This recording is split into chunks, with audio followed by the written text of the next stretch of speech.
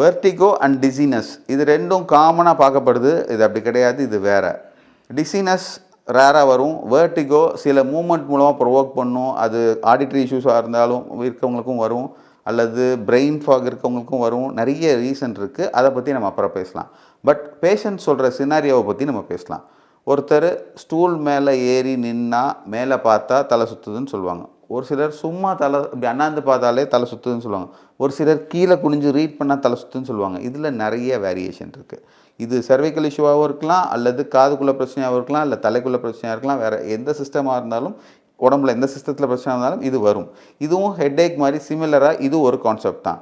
அதே மாதிரி டிசீனஸ் நிறைய சாப்பிட்டா டிசீனஸ் வரும், வாக் பண்ணால் டிசீனஸ் வரும், வாக் பண்ணுறப்பையும் கிடினஸ் வரும்.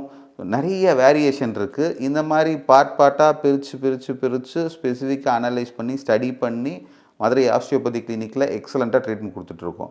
நிறைய பேஷண்ட் டெஸ்டிமோனியல் இருக்குது. என்னோடய வீடியோஸில் நீங்கள் போய் பார்க்கலாம்.